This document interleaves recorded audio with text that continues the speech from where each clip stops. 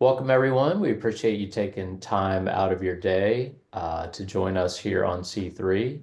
Again, we really appreciate your time. We're going to jump right into this session with the City of Pittsburgh. They've done a lot of great work with the WebUI product that Jim was mentioning during the keynote. Of course, I'll let Neil talk mostly about that. I'm Ted Meehan. I'm the account manager for Computronix, who's been working with City of Pittsburgh for many years. We also have Jay Varstra with us. Jay, do you want to say hello? And then we'll pass it over to Neil. Yeah, hi everyone. I'm the project manager working with Neil on various projects with City of Pittsburgh, including the WebUI project that Neil is going to talk about today. Fantastic. Thanks, Jay. Neil, I'm going to hand it over to you. And yeah, all yours. Thanks. Sounds good. Hi, everybody. My name is Neil Gerback. I'm with the City of Pittsburgh. Our Computronix product is internally called OneStopPGH. So I am the OneStopPGH product manager. With that, wear many hats, from sometimes working as a junior developer to a project manager and all things in between, really. The City of Pittsburgh has a couple modules of POSSE, including permitting inspections, business licensing, and code enforcement. When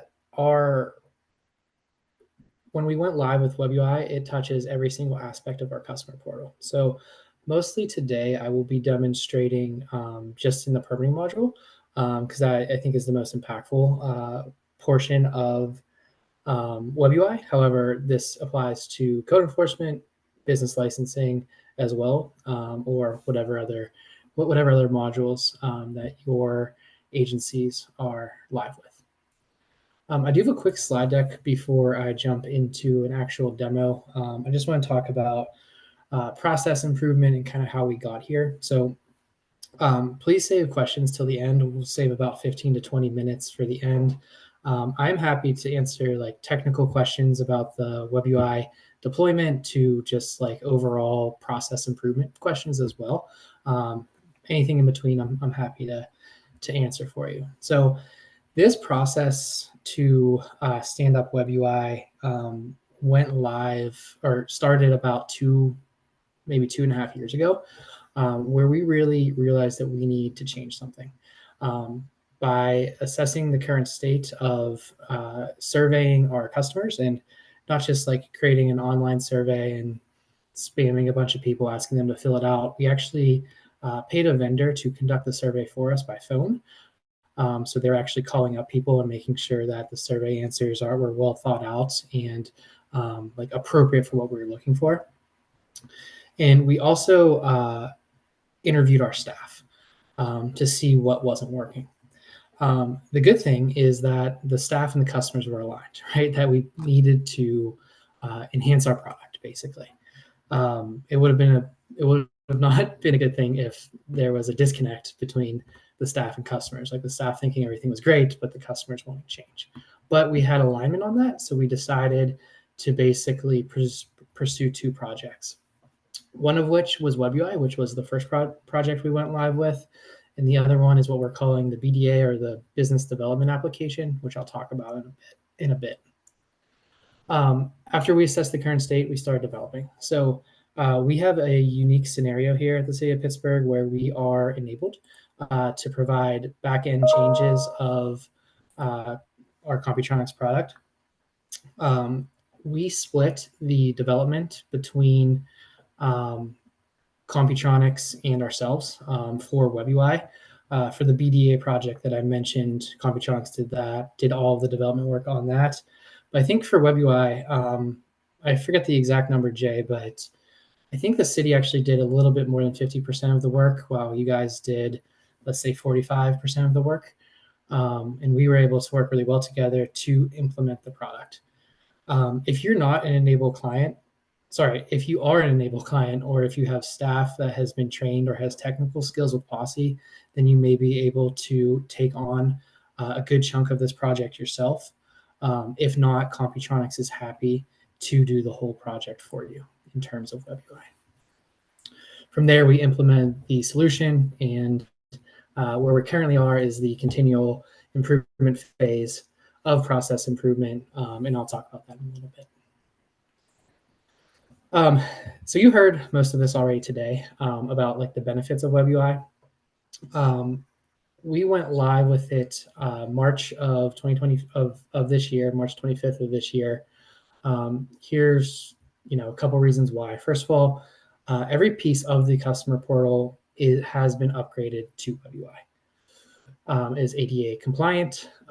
Language other than English users have accessibility abilities to change their language. We do not have that enabled yet. Is multiple device compatible, Google design standards. The wizard's more powerful, which I will be demonstrating. Sleeker overall user experience, improved performance, mostly because people have asked for this. Chatting with Ted a couple weeks ago about this presentation, he asked that I share this video that our communications team created for us. It is a really great video. I do not like watching myself on video, so Ted convinced me to play it, so I will play this for you guys. And I think it does do a really good job of just showing how we have engaged with stakeholders in the past. So quick 2-minute video for you guys.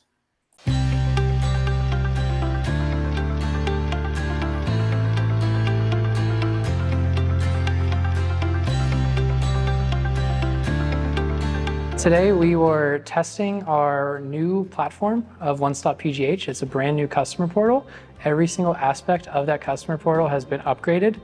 We brought in external users, so our key stakeholders, architects, design professionals, contractors, and developers were in here testing the system, trying to find bugs, letting us know if it was acceptable for go live. I'm really excited about the new interface. The interface is going to make it easier for repeat permit buyers like Carnegie Mellon is. We, at any one time, will have dozens of permits in the process. The new interface is going to make it a lot easier to navigate and track where all of our individual permits are. I think from the city side, it's going to make it a lot easier for city staff to be able to coordinate between departments with permits, what's going on, making sure that they're all in coordination. From the applicant side, it's going to be a much easier way for us to be able to track where we are, and also, most importantly, to have an understanding of the regularity or the process. We have been expressing our concerns from the AEC community to PLI to try to address some of the one-stop issues that we received in our commentary. And fair enough, everything that we had addressed have been resolved and commented, and the changes were made. And professionally, I think that it is a win for the AEC community. It's definitely going to improve the communication, and it's definitely going to take away those surprise elements of, oh, I didn't realize I needed that permit or this permit, and how they would change about. It's going to be that seriously one stop. And that's going to be the best thing that's going to happen for it. Getting permits is an important part of the development project, and you can't do physical improvements to the city without having the permits in place first. A streamlined process for getting permits is just going to make it easier to get to the development or the actual building of the things that make this city so great. Amazing. So the BDA, as you heard me refer to it, I am going to demonstrate this. We did consider a separate project, but we couldn't have this BDA before without WebUI. So WebUI has a very powerful wizard that is also intuitive of what's happening on your screen, which I will show. We would not be able to have the BDA without having WebUI because what we did here is we combined our building permit and our zoning application to a single application. Previously, we would ask the applicant to opt into certain things. They would answer questions like, hey, I'm doing structural work. Hey, I'm not doing structural work, which is fine for our super users. However, people that are pulling residential permits, that this might be their first time doing this, they might not know the answer to that. So basically what we did with this BDA project is we are prompting questions to the applicant to determine what their scope of work is. And to be able to do that, we need a powerful wizard, which is where WebUI comes in. And also not necessarily WebUI specific, but we did allow co-applicants, which is very exciting for us to have no longer a one-to-one relationship from applicant to application. Now we have many applicants per a single application. So that is very exciting. My last slide, I just want to talk about where we are now. So WebUI went live in March. The BDA went live in June. So we're now in that cycle of continual improvement to assess our current state again, basically. We took a good chunk of time to get stable on the BDA side of things. On the WebUI project, we were stable right away. We didn't really need any emergency deployments or anything like that. At this time, we are identifying key metrics to see if what we have done is actually impacting the applications. Are applicants submitting the application with less mistakes? Are we issuing the applications faster? Those type of things. And then soon, to compare where we previously were, we're going to survey our customers again, and we're going to conduct another round of staff interviews. So this is just kind of what sparked our interest in deploying WebUI. So I'm going to shift over to a demo portion now. I have an electrical permit. As I said, I'm going to be mostly working in our permitting module during this demo. However, I'd say just about every core aspect that I'm going to talk about applies to all modules. So we have it set up where you come in to the new application and shows the status and shows the number of steps needed to complete this application. The steps will become more clear in a moment. We have a series of instructional text, whether they're hyperlinks, taking someone externally out of the site, or just some free-form text boxes. For the majority of applications, what we have done and what Computronix recommended is putting our core fields on the first step of the application.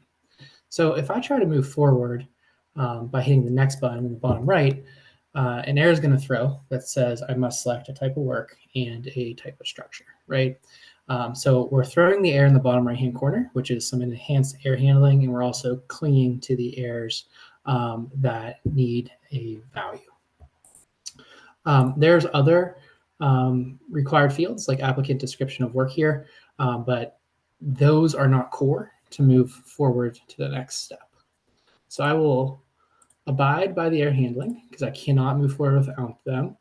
And I'm going to purposely not fill out this required field, and I will go to the next step. When I go to the next step, it shows all steps needed to complete the application, right? So getting started is where I came from.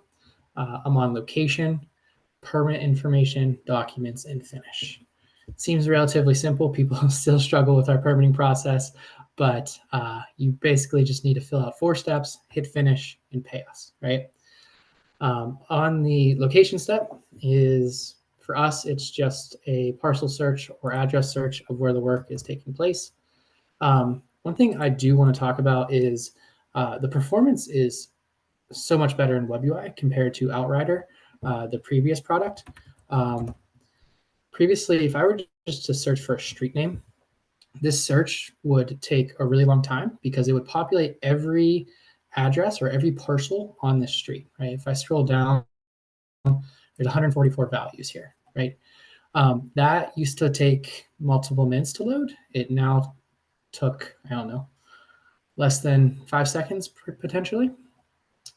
From this screen too, I have the ability to refine my search. I'm going to grab this parcel. As I grab the parcel, just an example of the wizard working. There are multiple addresses at this parcel, so I have to select which address is my primary. This field wasn't there until I selected my parcel and it registered that there are multiple addresses there. So because there's multiple addresses, this field populated right away. I'm going to, again, purposely not fill out this field, even though it is required. Traveling to the next step, and you can jump around above or below. So above you have your step names, and then below you have your next and previous buttons. Under permanent information for us, we're asking the value of work being performed and work scopes to help further define the application, right? So I'm going to click a couple work scopes. Okay. I'm going to move to the document step now, and you will notice that my step for permanent information has a green check mark. And that basically means that all required fields of that step have been completely validated, right? Or the step has been validated because all required fields have been answered, right? Steps 1 and 2, I purposely did not fill out required fields. So those are not validated, while permanent information step is validated, right? On the document step, I have to upload construction drawings based on this column here, required. I have a check mark next to it, which means that it is required. Let me quickly upload something. I did not prepare real construction drawings, so apologies. I'll upload a random PowerPoint. And when I try to go to the finish step, I'm going to get an error in the bottom right-hand corner of the screen, right? So the errors read that the getting started step is incomplete. Please return to this step and answer required fields before moving to the finish step. It says the same thing about the location step, right? So that error handling I showed you at the very front where it said I must select a type of structure and a type of work. You can do that for all required fields and throw the error at this point. However, we think that the green check marks are, and this guidance here is enough and intuitive enough for customers to understand what the issue is, right?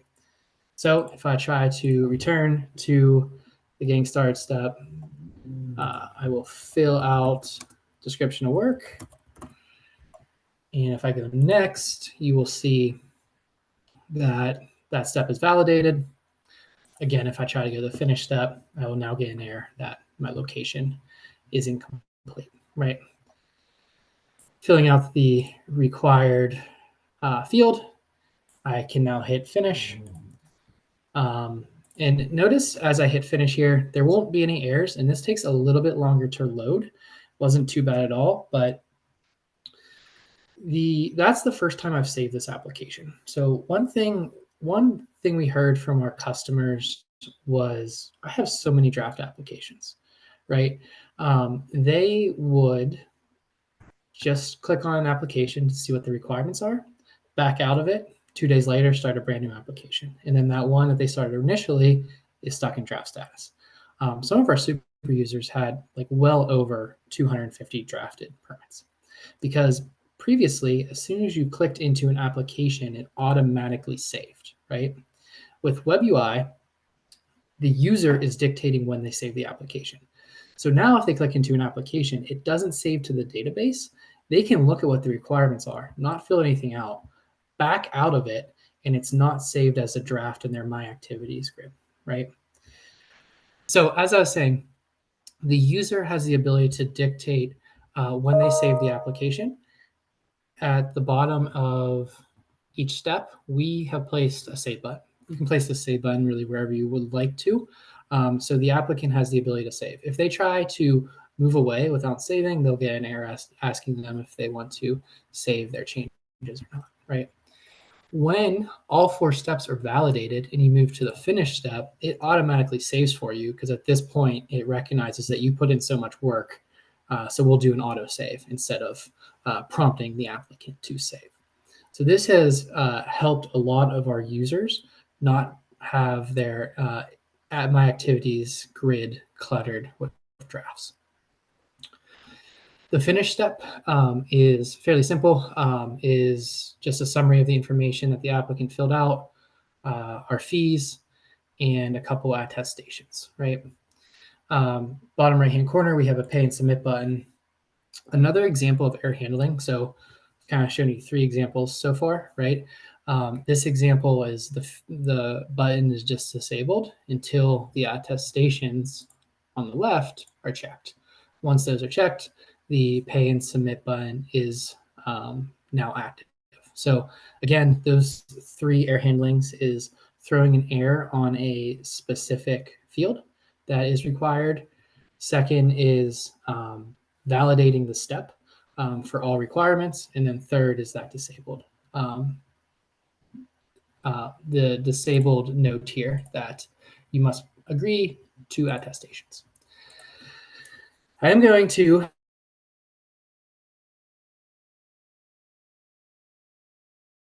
take you through a quick message, which is a new portion of the product. So I am going to a payment interface, which is not Computronix. We use a third-party vendor for payments called JetPay. So this is not Computronix's product. Just gonna quickly fill this out. And I'm going to quickly execute a payment here.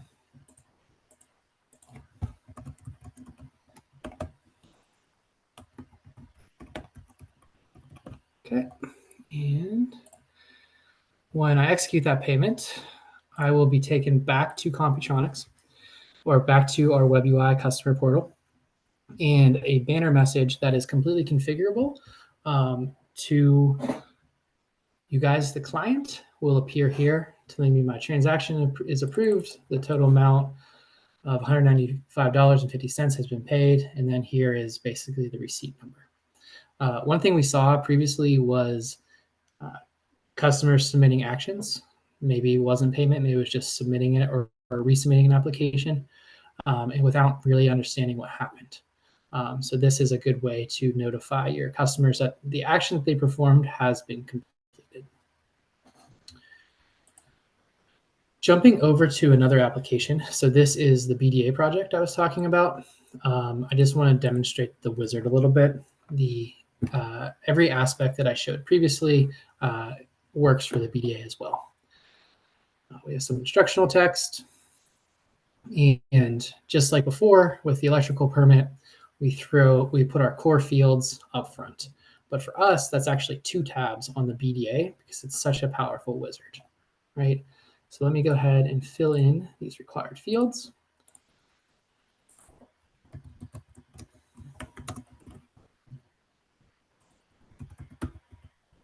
Okay, and I'm going to go to the next step. This step seemingly only is asking for the scope of work, right?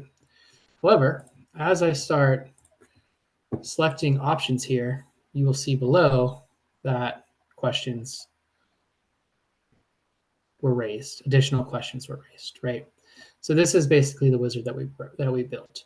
If I did not have exterior work selected, the exterior questions get taken away. So this is where we are, instead of the applicant opting in, we are prompting what their scope of work is through a wizard, right? I'm actually going to ignore exterior. So I'm going to fill out a couple of these. And just to demonstrate one more thing, we have the ability to keep prompting questions basically until eternity, right? So if I select I am doing a retaining wall, I have to fill out the retaining wall max height. If it's less than or equal to 4 feet, I have to answer if the retaining wall supports additional weight, right? This wizard is incredibly fast and intuitive to our customers. One more example, if I'm doing a fence, PLI, permits, licenses, and inspections, does not regulate fences 6 feet or less, but they do if they're over 6 feet, right? So these are the type of reasons why we're asking these questions. And then just to confirm, if I go to the next step, whoops, I failed a requirement. If I go to the next step, you will see my steps are validated and the rest of the steps needed to move this application forward. I do just quickly want to demonstrate mobile access. So you heard today that there are 4 breakpoints for the devices, different size devices. I have the ability to make my screen into we'll use a Pixel 7 phone. So this is what the mobile layout would look like. On the left-hand side of the screen, you can ignore the developer tools on the right side of my screen. My steps were horizontal previously. They're currently now vertical. I have the ability to jump between them just the same, but this is much more usable for mobile users. This might be one of our favorite parts of WebUI. Having inspectors or contractors in the field trying to request inspections with their mobile device and having issues zooming in was one of the main feedback items we heard about. And that is it for my presentation. Fantastic. So for Thank you. questions? Yeah, just Sure. before we jump into questions, I know we have some in the chat, which I'll let Neil get to in a moment, but just wanted to highlight the collaborative nature of this project. Jay on our side and his team, Neil and his team, working collaboratively together on this project worked really well. As Neil mentioned, the City of Pittsburgh is enabled with their POSSE solution. So they have some technical skills, they have some developmental skills, and they were able to take on roughly 50% of the project or so. And Neil, I love the focus on continuous improvement, that even though you guys just rolled this out in March, you're going back to the well, sending those surveys back out again. How do you like it now, but how can we keep getting better? How can we keep improving? So that's amazing for your staff and citizens. So just wanted to point that out. Yeah, you see the two questions in the chat, and then anyone else, if you have other questions, please put them in the chat and we'll let Neil tackle those. And Jay, you may want to say a few words at some point as well. Thanks. Go ahead, Neil. Yeah, for sure. So I'll start with Jeff. So did you move 100% online versus over the counter with this permit type? It's a complicated question, but we have been 100% online since the pandemic started. And the reason being is we have been in the multi-year process of moving to a new building. And we have not had the ability to stand up a in-person counter until November 18th of this year, when we're actually going to move into our new building and launch our counter. So yeah, we've been 100% online, but soon we won't be. I'm really curious to see what our volume is at the counter after people have been so used to virtual for 4+ years.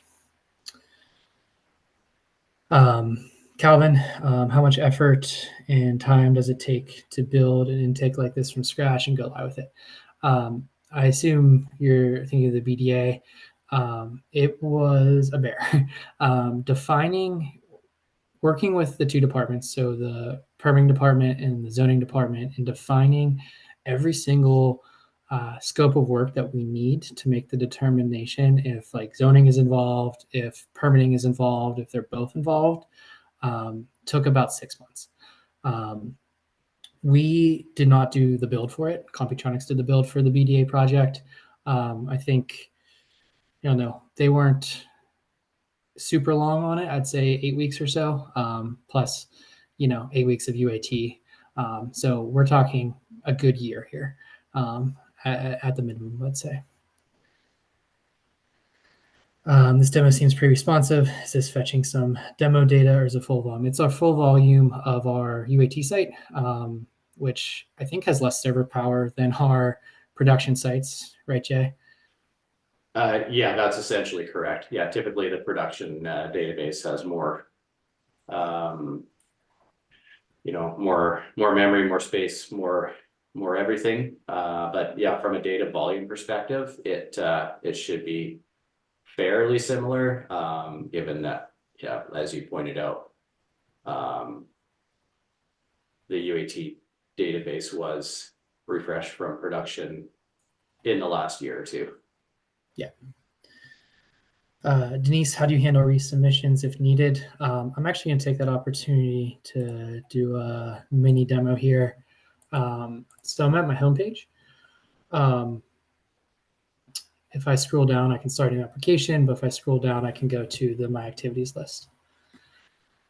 My Activities is what you guys are used to.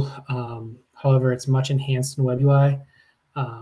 This grid's going to take a while because I probably have like 500 permits in there. But I have the ability to search now, which is huge, right? So I think I can currently, in Outrider, I can drag and drop. I can sort ascending or descending. But what I have the ability to do now is search. So if, try to find an action for you. If I need to provide revisions, I can search for that within the permitting grid, just for the word revisions, basically. It's keyword based. And once I pull up applications going through revisions, we take them through all of the questions we prompted before. Obviously, the answers are filled out because they've already filled those out. And we send a plan review summary report, and we are ePlans enabled.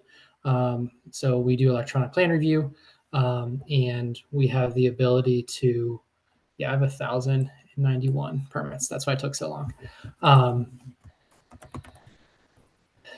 We send marked up drawings back to the applicant for revisions. So now I can just search revisions to see what I have in revisions. I can click revisions required here, and this will take the applicant through the questions that they answered previously. This is an amendment, so it looks a little bit different. Can each validation error message be a link so that when clicked, will take the focus to the actual details which requires to be fixed? I'm not sure if you can hyperlink those messages. I don't know if Jay can come back on. I will say, though, that they are customizable in the staff portal, which is awesome. So if you're not enabled and you want to change this error message, you could get the list of those error messages from Computronix. And you have the ability to edit them in the staff portal on the fly instead of going through a whole change request. That has been a very nice change. In WebUI, was the configuration tool like? Is it similar to Stage? Yes, we use Stage for WebUI. So good there. That is for enabled clients. Was it, sorry, just lost it. Was it built on POSSE 8 or an early version of POSSE? We are not on POSSE 8 yet. I apologize, I don't know our exact version. But I think you heard today that they moved WebUI up ahead of POSSE 8, so it does not have to be part of POSSE 8. Is there a change log when an applicant does a revision? There could be. If we wanted to like snapshot what the applicant does, we would have that ability. You also have the ability through an audit report, but that's not something that we built. With the revisions, are they or can they be charged and have to pay at the end prior to resubmission based on the changes made to the IR application? Absolutely. When to charge fees is completely up to the client. Is there a revisions notification email sent to the applicant to notify them of revisions? Yes. So that wasn't a change for us, and that wasn't necessarily part of the WebUI project. Our notifications that go out to applicants are when we send something back at completeness check, when we send something for revisions, basically whenever the applicant has to take an action on their application. We didn't need to change those to incorporate WebUI, if that makes sense. So this worked just as it did previously with customer notifications. Alrighty, we still have 5 more minutes. Yeah, and it looks like the question regarding payment being integrated with third-party service and if it's in the cloud. I know you mentioned that you use JetPay. Is that cloud-based, Neil? It is, yes. Okay. Sorry, I think I skimmed over that one. No worries at all. Jay, did you want to have a comment or two? We've got about 4 minutes left. If anyone else has other questions, please drop them in the chat. Just wanted to hear maybe your experience on working on this project for a moment. Yeah, I don't have any profound comments. It was a unique and very gratifying experience actually working together with Neil and his team on this project, to be able to be collaborative, to essentially, have two teams merge into one in terms of development teams. We're working in the same development environment, run into the same challenges as any large team strictly at Computronix would. Just happens to be that part of the team is in a different city. So, we navigate the same types of challenges, and, we were able to work together really well to ensure the success of the project. And I totally recommend it to anybody who has the opportunity to do so. And if anybody has any questions for me from a project management perspective, how we planned the project, anything in that regards, feel free to reach out to me via email. If you need my contact information, you can ask anybody at Computronix that you're already working with, and they can forward you along to me. Thanks, Jay. We Sounds had good. Thanks, Jay. Yep. Two more questions. Yeah. I think. Yeah. So question around code enforcement. So is there any time I wouldn't mind seeing code enforcement intake? Jonathan, I am sorry. So we do use POSSE for code enforcement. However, we do not generate complaints from this system. So our 311 department has their own software where complaints come through, and those complaints are then come through to Computronix through an integration. So I don't have any customer-facing side of the code enforcement module, unfortunately. Can multiple external clients access the same permanent application? Yes. So previously, we had a license holder, or we still have, but we've always had this since we've been live, a license holder handoff. So the applicant applies for the application, they go through plan review. Once plan review is approved, the license holder selects the applicant selects the license holder of who is performing the work on the application. At that time, the license holder or the contractor will confirm that they're doing the work, and they will basically take over the application from there on. So they'll be in charge of requesting inspections, starting amendments, etc. What we did with the BDA project is we allowed multiple applicants on the application. So now a license holder who might be selected later on can be part of the plan review side because they'd be considered a co-applicant, or just someone else in their design firm could be considered a co-applicant. Hi there, Neil.